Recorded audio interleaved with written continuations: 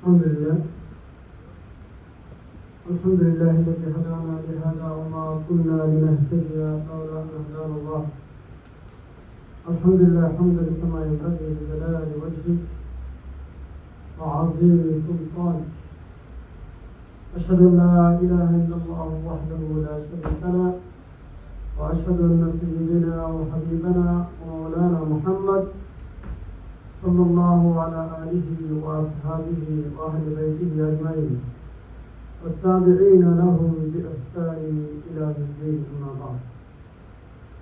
বাংলাদেশ কোরআন সুন্নাহ পরিষদ কর্তৃক আয়োজিত আজকের এই ইফতার মাহফিলে উপস্থিত আছেন বাংলাদেশ কোরআন সুন্নাহ পরিষদের মহতারাম প্রধান উপদেষ্টা জনাব মোহাম্মদ রশিদ চৌধুরী, উপস্থিত আছেন আরেকজন উপদেষ্টা জনাব জুবের আহমেদ চৌধুরী, মঞ্চে উপস্থিত আছেন কোরআন সুন্নাহ পরিষদের শ্রদ্ধেয় জনাব সহসভাপতি জনাব ইন্তেখাব ইউসুফ, জেনারেল সেক্রেটারি এবং অন্যান্য সেক্রেটারি এবং সম্মানিত সুধীবৃন্দ।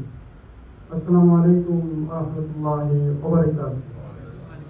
আমরা আল্লাহ সুবহানাহু ওয়া তাআলা লাখো কোটি শুকরিয়া আবারও আদায় করছি যে আল্লাহ সুবহানাহু ওয়া তাআলা আমাদেরকে তার করুণা এবং মেহেরবানিতে এই মুহূর্ত পর্যন্ত রোজা থাকার এবং রোজা রাখার এবং বরকতপূর্ণ একটা মাসে উপস্থিত করার তৌফিক দিলেন। সকলে বলে আলহামদুলিল্লাহি রাব্বিল আলামিন।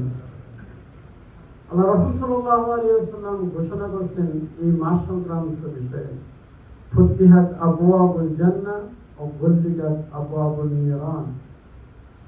জান্নাতের সকল দরজা আল্লাহ সুবহানাহু ওয়া তাআলা আমাদের জন্য খুলে দিয়েছেন। সুবহানাল্লাহ।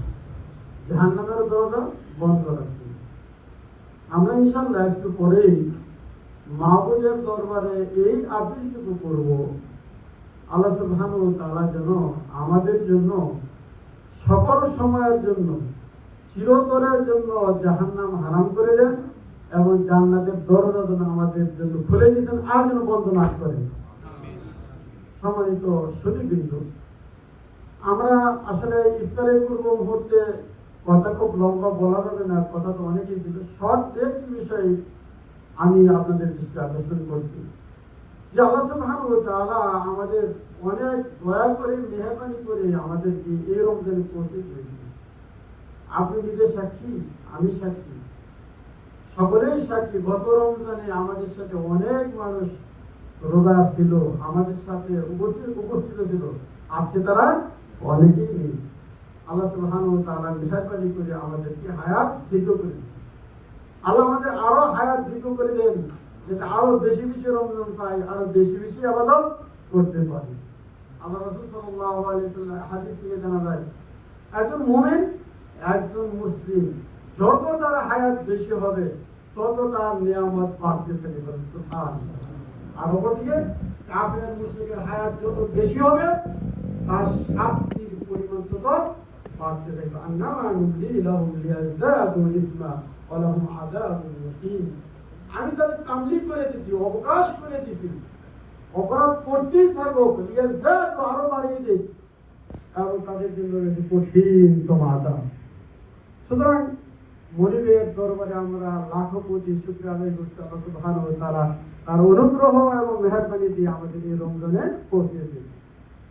আরো তো করবো আল্লাহ সুবহানাহু ওয়া তাআলার কাছে একজন সত্যিকার মুমিনের জন্য, একজন সত্যিকার মুত্তাকির জন্য রমজান মাসে আল্লাহ সুবহানাহু ওয়া তাআলা যা লিখে দিবেন, আপনার আমার নসিবে যেন আল্লাহ তা লিখে দিবেন। সকলে বলে আমিন।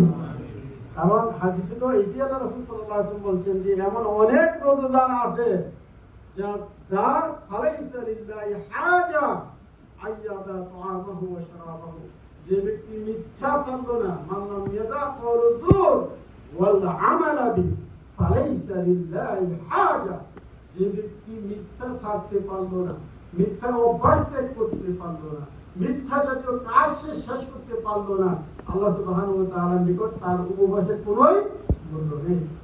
তাহলে উপবাস তাহলে বোঝা গেল রোজা রাখলেই কেবলমাত্র জান্নাতে যাওয়া যাবে না, রোজা রাখলেই কেবলমাত্র জাহান্নাম থেকে বাঁচা যাবে না।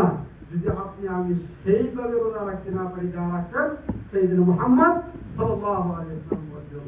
এই জন্য মাহবুবের দরবারে আমরা ইয়াকিন করব, আল্লাহ যেহেতু মেহরবানি করে তুমি আমাদেরকে রমজানে পৌঁছেই দিয়েছো, সুতরাং একজন মুত্তাকিকে, সঠিক মুত্তাকি, খালেস মুত্তাকি তুমি যা দিবা আমাদের নসিবে আপনি জুড়িয়ে দিন ইনশাআল্লাহ। আল্লাহ ইয়াকিন দিতে পারবো।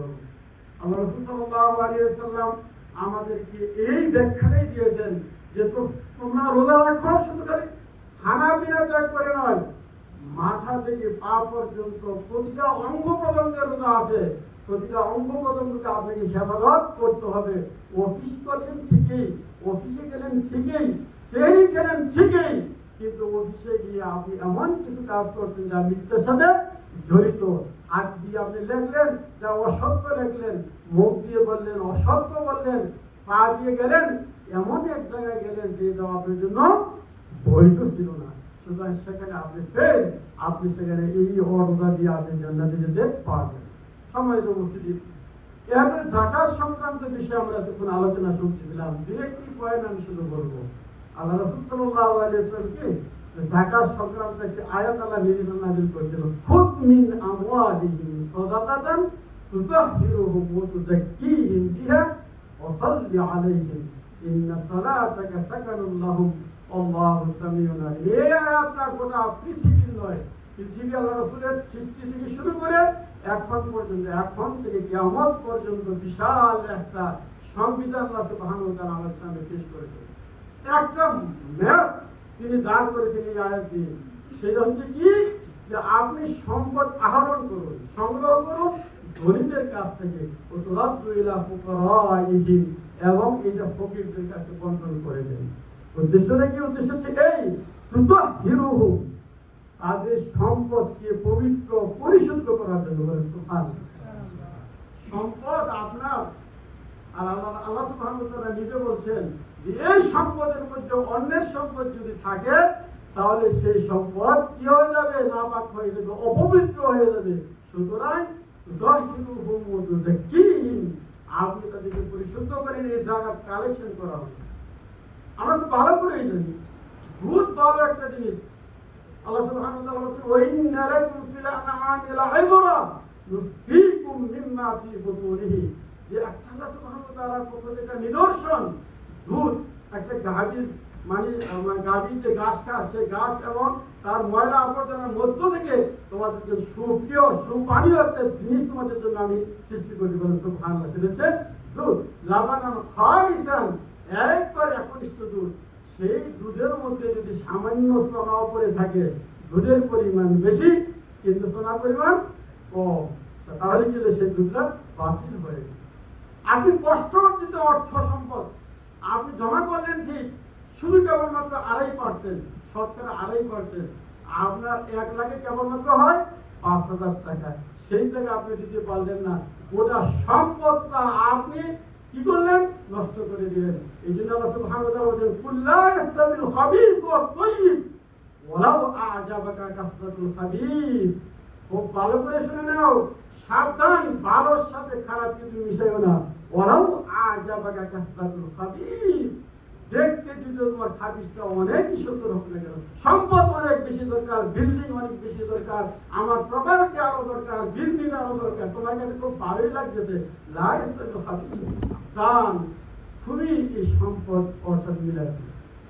সম্মানিত সুধী, আরেকটু খেয়াল যদি আমরা কোরআনের শব্দের দিকে যদি আমরা তাকাই, ওয়াফি আমওয়ালিহিম হাক্কুল লিসাইলি ওয়াল মাহরুম। আপনারা ভালো করে শুনে নাও, তোমাদের কাছে সম্পদ আছে, এই সম্পদের মধ্যে গরিবদের হক আছে।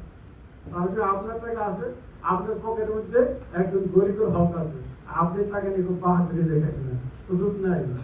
আল্লাহু আকবার।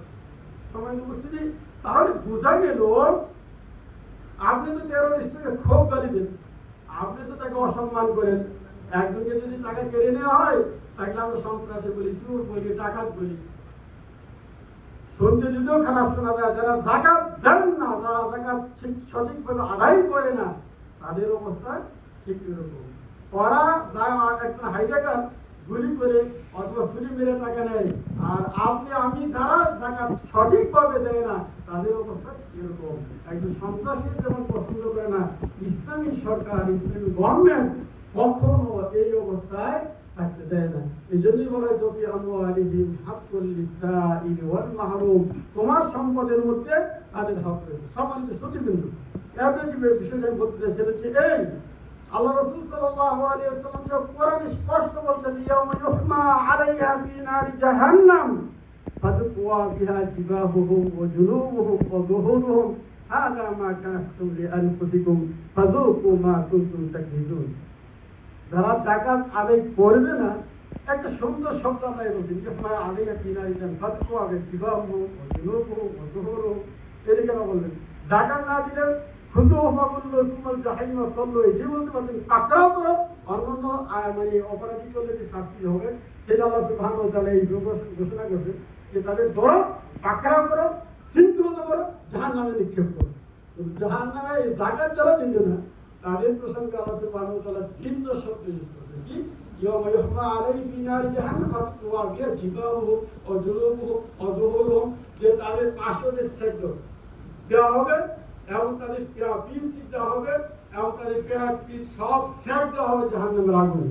সম্মানিত অতিথি, কিন্তু বোঝার বিষয় হচ্ছে আল্লাহ সুবহানাহু ওয়া তাআলা এই শব্দ কেন ইউজ করেন। মুফাসসিররা এই যে তাফসীর লিখতে বলেন যে আপনি যখন একজনের যাকাত আনতে চায়, সালাম দেন, তার অভাবটা বলে দেখবেন দলিল একটা লিখে দেবে, আল্লাহ রাসূল সাল্লাল্লাহু আলাইহি ওয়াসাল্লাম খালি বলে তাকে এই জালাল হবে, কেন তার হকটা সঠিক করে দিল। আবার যখন আবার এদিক করে আবার এদিকে চলে তখন এই পাঁচশো থেকে জ্বালানো হবে, এইভাবে তার পিঠ তার পাঁচশো সব জাহান্নামের উত্তপ্ত আগুনে সেক দিয়ে তাকে জাহান্নামে নিক্ষেপ করা হবে। আল্লাহ আমাদের সকলকে জাহান্নামের আগুন থেকে রক্ষা করুন, সকলে আমিন। এজন্য প্রিয় ভাইয়েরা, সম্মানিত উপস্থিতি, এই যে আল্লাহ রাসূল সাল্লাল্লাহু আলাইহি ওয়াসাল্লাম একটা হাদিস বর্ণনা করছেন, যারা সঠিকভাবে যাকাত দিবে না সেদিন এক সাপের মুখ হবে দুইটা, একটা দিতে আরেকটা দিবে, আর আমরা যে থাকবে আর বলতে থাকবে অনেক কারণ। সম্মানিত কিন্তু এই জন্য এই সাপের ধ্বংস এমন হবে, আল্লাহ রাসূলের একটা হাদিস থেকে জানা যায়, ওই সাপের যদি এক ফুট এক বিন্দু আপনার এই পৃথিবীতে আসতো, পৃথিবীতে কোনো গাছ আর সবজি আর হতো না, সেই সাপ যে কথা।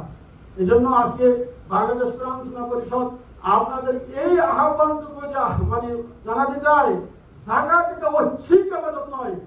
ইচ্ছে হইলে আপনি 10 রিয়াল 20 রিয়াল 10টি শাড়ি 10টি কাপড় না, আপনাকে মাসের শেষে বছরের শেষে হিসাব করতে হবে কত সম্পদের মালিক আপনি আর কত সম্পদ আপনার পকেটে অন্যের টাকা আছে, সেই হিসাব করে বেতন দিতে হবে। যদি এরকম করে দিতে পারেন তাহলে আপনি আমি একজন সত্যিকার মুসলমান করতে পারবো। সম্মানিত অতিথির জন্য অনেক সময় আমরা একটা মাসলা জেনেছেন পাশাপাশি যে সম্পদ জাকাতে কমাই যেতে দেশে গিয়ে দেবো, 6 মাস করে দেবো, একটা করবো সেটা করবো। আল্লাহ রাসূল সাল্লাল্লাহু আলাইহি ওয়াসাল্লাম জামানায় এটা নিষেধ করা হবে না। আপনি অন্যের টাকা পকেটে রাখার অধিকার আপনার নেই। বছর শেষ মাস শেষ জাকাত আপনি দিয়ে দিবেন। আপনি দেশে যখন যাবেন কোনো অভাবই দেখবেন, ভালো কাজ করবেন, সেই জাকাত দিবেন। আগামী বছরের যে অবস্থা, যে জাকাত দেবেন সেখান থেকে কাজ করবেন। আল্লাহ রাসূল সাল্লাল্লাহু আলাইহি ওয়াসাল্লাম রাষ্ট্রপ্রধান যখন ছিলেন, ইয়ামানে অভাব দেখা দিল।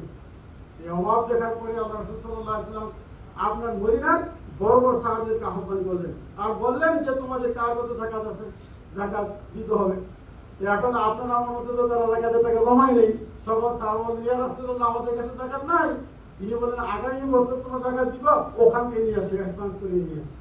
গোটা পৃথিবীর ফকির একমত, জাকাতের টাকা সঞ্চিত করা যাবে না, বরং জাকাতের টাকা অ্যাডভান্স নিয়ে আপনি জাকাত দিতে হবে। একবার দিনে দেখুন না, দেখবেন তাহলে আপনার রিজিক আল্লাহ সুবহানাহু ওয়া তাআলা আরো অনেক অনেক বাড়াই দিচ্ছেন। আল্লাহ আমাদের কবুল করুন। সম্মানিত উপস্থিতি, এরপরে যে বিষয়টা আমি বলি, শেষের দিকে যাবো, সেটা হচ্ছে এই, বাংলাদেশ কোরআন সুন্নাহ পরিষদ আপনাদের কাছে যাবে আমাদের জাকাত ফান্ডে কিছু কালেকশন করার জন্য। কেন দিবেন আমাদেরকে?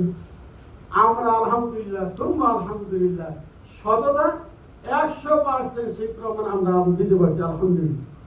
আপনি দেখছেন ইসলামী ব্যাংক শুধু বাংলাদেশ কোনো, গোটা পৃথিবীর মধ্যে শ্রেষ্ঠ ব্যাংক ছিল কি ছিল না? কথা বলেন। আজকে কোথায়? আজকে তো আমানত শুধু দিতে পারে না, জামাত চালাইছে, সংগঠন চালাইছে, তাদের শিক্ষা দেওয়া হয়েছে আমাদেরকে। আমাদের সংগঠনের নেতৃবৃন্দ এই পর্যায়ে আসার আগে ছোট থেকে শিক্ষা দেওয়া হয়, অন্যের মাল তোমার পেটে দেওয়া মানে জাহান্নামে আগুন যাওয়া, সাবধান, এই পয়সা ধরবে না। এটা তো আমাদের প্রথম থেকে সেই আমানত আমাদের জানা থাকার কারণে, সেই জাহান্নামে আগুনের ভয় থাকার কারণে এই ব্যাংকটা এই পর্যন্ত আমাদের আনা হয়েছে। সম্মানিত উপস্থিতি, সুতরাং আজকে পৃথিবীকে স্বীকার করুক আর নাই করুক, এইটা আমরা দেখাতে পেরেছি যে অন্যের আমার কিভাবে ভোগ করা হয়, কিভাবে ব্যয় করা হয়। সেই কারণে বাংলাদেশ কোরআন সুন্নাহ পরিষদের কাছে আপনি টাকা ফান দিলে 100% নিরাপদ থাকতে পারেন যে ইনশাআল্লাহ সঠিক কাজে ইউজ হবে, সঠিক টাকা দেবে ইনশাআল্লাহ।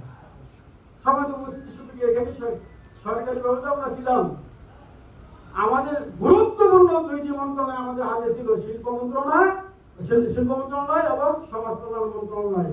আপনার শুধু আপনার তারা চেকিং করে দূরবীনও দেখছে যে কোনোভাবে দুর্নীতিবাদ বানানো যায় কিনা, কিন্তু আল্লাহ সুবহানাহু ওয়া তাআলার মেহেরবানিতে সেটাও তারা পারেনি।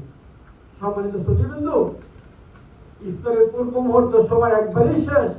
ব্যারিস্টার মঈনুল ইসলাম মারা গেছে, একটা ঘটনা বলে আমি শেষ করবো। আল্লাহ তাকে জান্নাতবাসী করুন।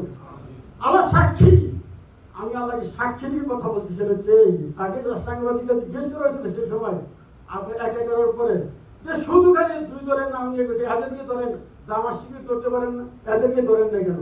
তিনি আজকে নাই, তিনি বলছিলেন একটা শব্দ, আপনি সাংবাদিক আছেন ধরিয়ে দেন, 24 ঘন্টার মধ্যে তাদের সকল নেতৃবৃন্দ আমরা অ্যারেস্ট করবো। একজনও করতে পারেন নাই, এবং তিনি সেটা স্বীকৃতি দিলেন এদের মধ্যে কোনো দুর্নীতি হয়নি। সুতরাং সম্মানিত উপস্থিতি, সমাজের সুধীবৃন্দ, যে আমরা আপনাদেরকে আহ্বান এই জন্য করছি যে আপনারা ইতিপূর্বে 5 তারিখ 5 জানুয়ারি একটা বিশাল প্রোগ্রাম আমরা করছিলাম। আপনাদের হেল্পের কারণে আমাদের ফার্ম থেকে করা লাগে নাই, আপনাদের করছে। আলহামদুলিল্লাহ, আল্লাহ সুবহানাহু ওয়া তাআলা আপনাদের জায়গায় খেয়ে দান করুন যে আপনারা এই যে মেহমান আনা, মেহমানের হোটেল, মেহমানের সঙ্গে হুটিয়া আর বিশাল যে খরচ হয়েছিল আপনারা নিজেই দিয়েছেন। আলহামদুলিল্লাহ, আমরা সুন্দর একটা প্রোগ্রাম করতে পেরেছি। আল্লাহ সুবহানাহু ওয়া তাআলা এই দানের বিনিময়ে জাহান্নামের আগুন আমাদের জন্য হারাম করে দেন, জান্নাত আমাদের জন্য অবধারিত করে দেন। সম্মানিত সুধীবৃন্দ, আমি আবারও আপনাদের সকলকে মোবারকবাদ জানিয়ে আমার বক্তব্য শেষ করছি এই শেষ মুহূর্তে, যে আপনারা আসছেন আমাদেরকে, আপনাদের সকল সময় আমাদের পাশে থাকবেন। আর আমি আবারও আপনাদের সকলকে অনুরোধ জানাবো, আমরা যেন দিনের পথে, ইসলামের পথে, কোরআনের মাস, কোরআনের সাথে থাকতে পারি। করবেন ভালো কাজ করবেন, করতে করতে জিন্দিগি বিশাল চলে গেছে, একদিন মালাকুল মাউত এসে হাজির হয়ে যাবে। এই জন্য যতটুকু ভালো কাজ করতে পারবো সেটি হবে আমাদের জন্য বিশাল কাজ। আল্লাহ সুবহানাহু ওয়া তাআলা আমাদের সকলকে ক্ষমা করে দিন, আমাদের সকলকে আজকের আশা ভরসা কবুল মঞ্জুর করুন। এগুলি আমি শেষ করছি। আমার তৌফিক ইল্লা বিল্লাহ, আলাইহি তাওয়াক্কালতু ওয়া ইলাইহি উনীব। আসসালামু আলাইকুম ওয়া রাহমাতুল্লাহি ওয়া বারাকাতুহু।